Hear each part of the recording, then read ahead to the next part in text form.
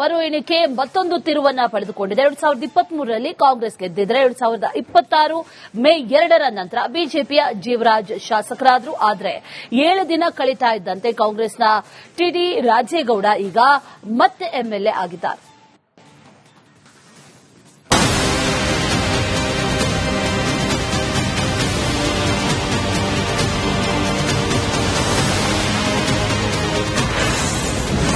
Supreme ಕೋರ್ಟ್ನಲ್ಲಿ ರಾಜೇಗೌಡಗೆ big relief.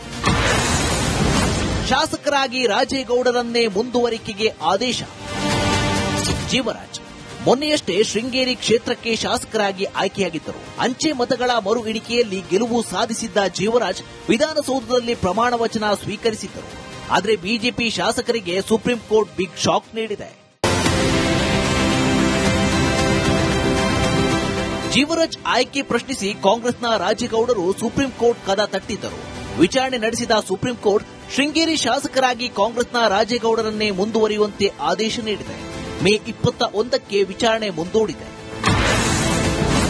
2023ರಲ್ಲಿ ನಡೆದ ವಿಧಾನಸಭೆ ಚುನಾವಣೆಯಲ್ಲಿ ಕಾಂಗ್ರೆಸ್ ಶಾಸಕ ಟಿಡಿ ರಾಜೇಗೌಡ ಗೆಲುವು ಸಾಧಿಸಿದ್ದರು. ಫಲಿತಾಂಶ ಪ್ರಕಟವಾಗುತ್ತಿದ್ದಂತೆ ಬಿಜೆಪಿಯ ಡಿಎನ್ ಜೀವರಾಜ್ ರಾಜೇಗೌಡ ಗೆಲುವು ಪ್ರಶ್ನಿಸಿ ತಿರಸ್ಕೃತ ಅಂಚೆ ಮತಗಳ ಮರು ಎಣಿಕೆ ಮಾಡುವಂತೆ ಹೈಕೋರ್ಟ್ ಮೊರೆ ಹೋಗಿದ್ದರು. ಹೈಕೋರ್ಟ್ ಅಂಚೆ ಮತಗಳ ಮರು ಎಣಿಕೆ ಮಾಡುವಂತೆ ಆದೇಶ ನೀಡಿತ್ತು. ಬಳಿಕ ಅಂಚೆ ಮತಗಳ ಮರು ಎಣಿಕೆಯಲ್ಲಿ ಬಿಜೆಪಿಯ ಡಿಎನ್ ಜೀವರಾಜ್ ಗೆಲುವು ಸಾಧಿಸಿದ್ದರು. ನಂತರ ಡಿಎನ್ ಜೀವರಾಜ್ಗೆ ಶಾಸಕ ಸ್ಥಾನದ ಪ್ರಮಾಣ ಪತ್ರವೂ ಸಿಕ್ಕಿತ್ತು. ವಿಧಾನಸಭೆಯಲ್ಲಿ ಪ್ರಮಾಣ ವಚನವೂ ಸ್ವೀಕರಿಸಿದ್ರು. ಆದರೆ ಜೀವರಾಜ್ ಗೆಲುವು ಪ್ರಶ್ನಿಸಿ ಕಾಂಗ್ರೆಸ್ನ ಟಿಡಿ ರಾಜೇಗೌಡ ಸುಪ್ರೀಂ ಕೋರ್ಟ್ ಮೊರೆ ಹೋಗಿದ್ದರು. ವಿಚಾರಣೆ ನಡೆಸಿದ ಸುಪ್ರೀಂ ಕೋರ್ಟ್ ಜೀವರಾಜ್ಗೆ ಬಿಗ್ ಶಾಕ್ ನೀಡಿದೆ. ಯಥಾಸ್ಥಿತಿಗೆ ಆದೇಶ ಮಾಡಿದ್ದು ಮತ್ತೆ ಕಾಂಗ್ರೆಸ್ ಶಾಸಕರಾಗಿ ಟಿಡಿ ರಾಜೇಗೌಡ ಮುಂದುವರಿಯಲಿದ್ದಾರೆ. ಹೈಕೋರ್ಟ್ ಆದೇಶಕ್ಕೂ ತಡೆ ನೀಡಿರುವ ಸುಪ್ರೀಂ ಕೋರ್ಟ್ ಮರು ಎಣಿಕೆಯ ಪ್ರಕ್ರಿಯೆಗೂ ತಡೆ ನೀಡಿದೆ. ಈಗ ಮತ್ತದೇ ಟಿಡಿ ರಾಜೇಗೌಡ ಶಾಸಕರಾಗಿ ಮುಂದುವರಿಯಲಿದ್ದು ಕಾಂಗ್ರೆಸ್ ಕಾರ್ಯಕರ್ತರು ಸಂಭ್ರಮಿಸಿದ್ದಾರೆ. ಮೇ 4ರಂದು ತೆಗೆದಿದ್ದ ಬೋರ್ಡ್ನ ಮತ್ತೆ ಹಾಕಿ ಹಾಲಿನ ಅಭಿಷೇಕ ಮಾಡಿದ್ದಾರೆ.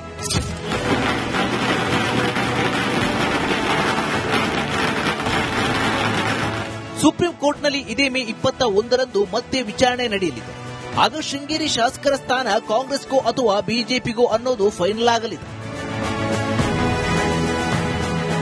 ಚೇತನ್ ಪದ್ಮಶಾಲಿ, ರಿಪಬ್ಲಿಕ್ ಕನ್ನಡ, ಚಿಕ್ಕಮಗಳೂರು. ಮರು ಎಣಿಕೆ ಮತ್ತೊಂದು ತಿರುವನ್ನ ಪಡೆದುಕೊಂಡಿದೆ. 2023ರಲ್ಲಿ ಕಾಂಗ್ರೆಸ್ ಗೆದ್ದಿದ್ರೆ 2026 ಮೇ 2ರ ನಂತರ ಬಿಜೆಪಿಯ ಜೀವರಾಜ್ ಶಾಸಕರಾದ್ರು. ಆದರೆ 7 ದಿನ ಕಳೀತಾ ಇದ್ದಂತೆ ಕಾಂಗ್ರೆಸ್ನ ಟಿಡಿ ರಾಜೇಗೌಡ ಈಗ ಮತ್ತೆ ಎಂಎಲ್ಎ ಆಗಿದ್ದಾರೆ.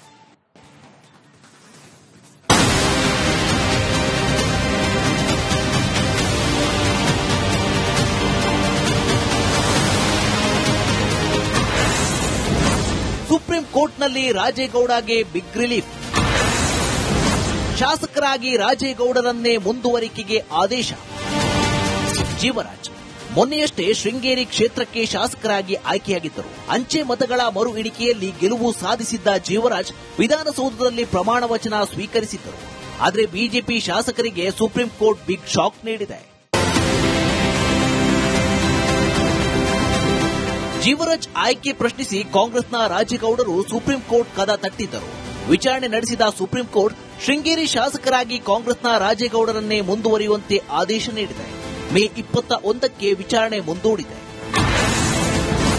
2023ರಲ್ಲಿ ನಡೆದ ವಿಧಾನಸಭೆ ಚುನಾವಣೆಯಲ್ಲಿ ಕಾಂಗ್ರೆಸ್ ಶಾಸಕ ಟಿಡಿ ರಾಜೇಗೌಡ ಗೆಲುವು ಸಾಧಿಸಿದ್ದರು.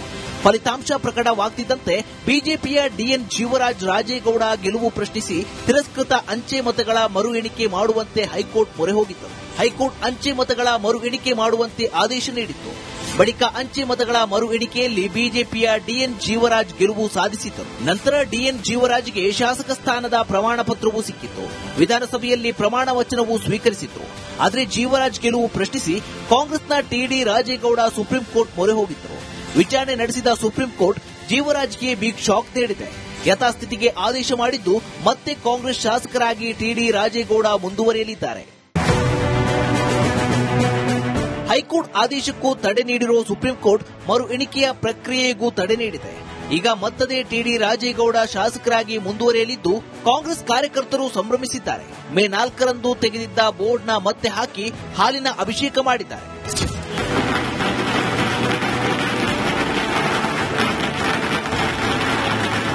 ಸುಪ್ರೀಂ ಕೋರ್ಟ್ನಲ್ಲಿ ಇದೇ ಮೇ 21ರಂದು ಮತ್ತೆ ವಿಚಾರಣೆ ನಡೆಯಲಿದೆ.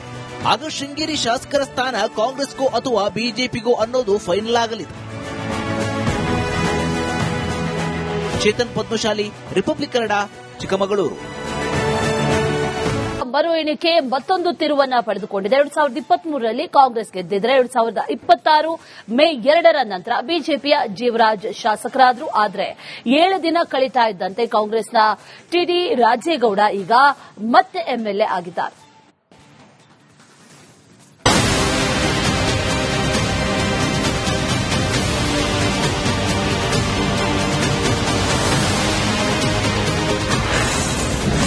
ಸುಪ್ರೀಂ ಕೋರ್ಟ್ನಲ್ಲಿ ರಾಜೇಗೌಡಗೆ ಬಿಗ್ ರಿಲೀಫ್.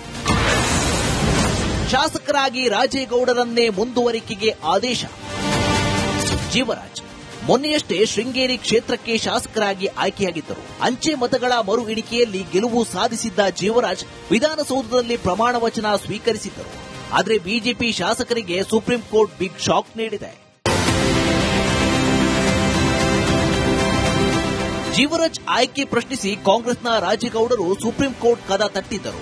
ವಿಚಾರಣೆ ನಡೆಸಿದ ಸುಪ್ರೀಂ ಕೋರ್ಟ್ ಶೃಂಗೇರಿ ಶಾಸಕರಾಗಿ ಕಾಂಗ್ರೆಸ್ನ ರಾಜೇಗೌಡರನ್ನೇ ಮುಂದುವರಿಯುವಂತೆ ಆದೇಶ ನೀಡಿದೆ.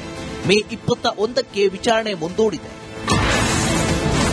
2023ರಲ್ಲಿ ನಡೆದ ವಿಧಾನಸಭೆ ಚುನಾವಣೆಯಲ್ಲಿ ಕಾಂಗ್ರೆಸ್ ಶಾಸಕ ಟಿಡಿ ರಾಜೇಗೌಡ ಗೆಲುವು ಸಾಧಿಸಿದ್ದರು. ಫಲಿತಾಂಶ ಪ್ರಕಟವಾಗುತ್ತಿದ್ದಂತೆ ಬಿಜೆಪಿಯ ಡಿಎನ್ ಜೀವರಾಜ್ ರಾಜೇಗೌಡ ಗೆಲುವು ಪ್ರಶ್ನಿಸಿ ತಿರಸ್ಕೃತ ಅಂಚೆ ಮತಗಳ ಮರು ಎಣಿಕೆ ಮಾಡುವಂತೆ ಹೈಕೋರ್ಟ್ ಮೊರೆ ಹೋಗಿದ್ದರು. ಹೈಕೋರ್ಟ್ ಅಂಚೆ ಮತಗಳ ಮರು ಎಣಿಕೆ ಮಾಡುವಂತೆ ಆದೇಶ ನೀಡಿತ್ತು. ಬಳಿಕ ಅಂಚೆ ಮತಗಳ ಮರು ಎಣಿಕೆಯಲ್ಲಿ ಬಿಜೆಪಿಯ ಡಿಎನ್ ಜೀವರಾಜ್ ಗೆಲುವು ಸಾಧಿಸಿದ್ದರು. ನಂತರ ಡಿಎನ್ ಜೀವರಾಜ್ಗೆ ಶಾಸಕ ಸ್ಥಾನದ ಪ್ರಮಾಣ ಪತ್ರವೂ ಸಿಕ್ಕಿತ್ತು. ವಿಧಾನಸಭೆಯಲ್ಲಿ ಪ್ರಮಾಣ ವಚನವೂ ಸ್ವೀಕರಿಸಿದ್ರು. ಆದರೆ ಜೀವರಾಜ್ ಗೆಲುವು ಪ್ರಶ್ನಿಸಿ ಕಾಂಗ್ರೆಸ್ನ ಟಿಡಿ ರಾಜೇಗೌಡ ಸುಪ್ರೀಂ ಕೋರ್ಟ್ ಮೊರೆ ಹೋಗಿದ್ದರು. ವಿಚಾರಣೆ ನಡೆಸಿದ ಸುಪ್ರೀಂ ಕೋರ್ಟ್ ಜೀವರಾಜ್ಗೆ ಬಿಗ್ ಶಾಕ್ ನೀಡಿದೆ. ಯಥಾಸ್ಥಿತಿಗೆ ಆದೇಶ ಮಾಡಿದ್ದು ಮತ್ತೆ ಕಾಂಗ್ರೆಸ್ ಶಾಸಕರಾಗಿ ಟಿಡಿ ರಾಜೇಗೌಡ ಮುಂದುವರಿಯಲಿದ್ದಾರೆ. ಹೈಕೋರ್ಟ್ ಆದೇಶಕ್ಕೂ ತಡೆ ನೀಡಿರುವ ಸುಪ್ರೀಂ ಕೋರ್ಟ್ ಮರು ಎಣಿಕೆಯ ಪ್ರಕ್ರಿಯೆಗೂ ತಡೆ ನೀಡಿದೆ. ಈಗ ಮತ್ತದೇ ಟಿಡಿ ರಾಜೇಗೌಡ ಶಾಸಕರಾಗಿ ಮುಂದುವರಿಯಲಿದ್ದು ಕಾಂಗ್ರೆಸ್ ಕಾರ್ಯಕರ್ತರು ಸಂಭ್ರಮಿಸಿದ್ದಾರೆ. ಮೇ 4ರಂದು ತೆಗೆದಿದ್ದ ಬೋರ್ಡ್ನ ಮತ್ತೆ ಹಾಕಿ ಹಾಲಿನ ಅಭಿಷೇಕ ಮಾಡಿದ್ದಾರೆ.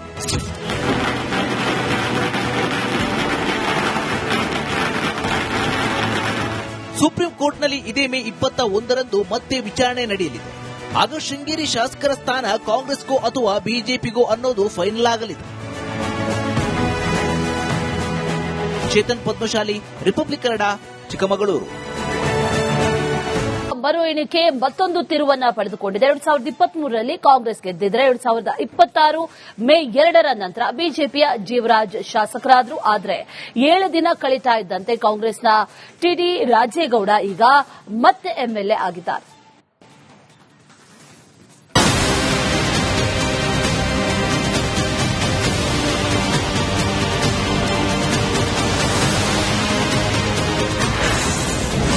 ಸುಪ್ರೀಂ ಕೋರ್ಟ್ನಲ್ಲಿ ರಾಜೇಗೌಡಗೆ ಬಿಗ್ ರಿಲೀಫ್. ಶಾಸಕರಾಗಿ ರಾಜೇಗೌಡರನ್ನೇ ಮುಂದುವರಿಕೆಗೆ ಆದೇಶ. ಜೀವರಾಜ್ ಮೊನ್ನೆಯಷ್ಟೇ ಶೃಂಗೇರಿ ಕ್ಷೇತ್ರಕ್ಕೆ ಶಾಸಕರಾಗಿ ಆಯ್ಕೆಯಾಗಿದ್ದರು. ಅಂಚೆ ಮತಗಳ ಮರು ಎಣಿಕೆಯಲ್ಲಿ ಗೆಲುವು ಸಾಧಿಸಿದ್ದ ಜೀವರಾಜ್ ವಿಧಾನಸೌಧದಲ್ಲಿ ಪ್ರಮಾಣ ವಚನ ಸ್ವೀಕರಿಸಿದ್ದರು. ಆದರೆ ಬಿಜೆಪಿ ಶಾಸಕರಿಗೆ ಸುಪ್ರೀಂ ಕೋರ್ಟ್ ಬಿಗ್ ಶಾಕ್ ನೀಡಿದೆ. ಜೀವರಾಜ್ ಆಯ್ಕೆ ಪ್ರಶ್ನಿಸಿ ಕಾಂಗ್ರೆಸ್ನ ರಾಜೇಗೌಡರು ಸುಪ್ರೀಂ ಕೋರ್ಟ್ ಕದ ತಟ್ಟಿದ್ದರು.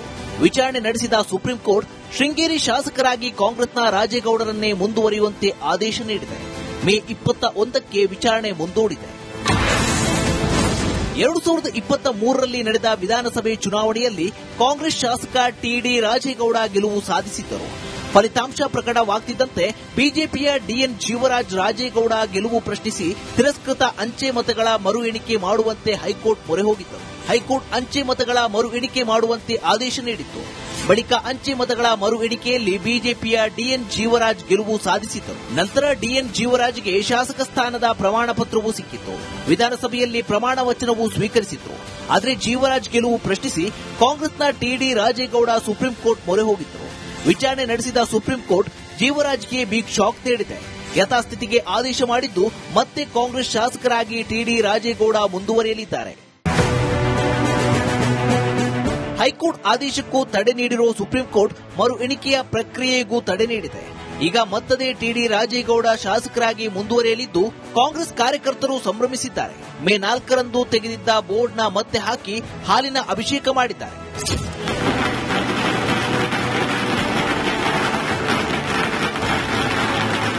ಸುಪ್ರೀಂ ಕೋರ್ಟ್ನಲ್ಲಿ ಇದೇ ಮೇ 21ರಂದು ಮತ್ತೆ ವಿಚಾರಣೆ ನಡೆಯಲಿದೆ. ಆಗ ಶೃಂಗೇರಿ ಶಾಸಕರ ಸ್ಥಾನ ಕಾಂಗ್ರೆಸ್ಗೋ ಅಥವಾ ಬಿಜೆಪಿಗೋ ಅನ್ನೋದು ಫೈನಲ್ ಆಗಲಿದೆ.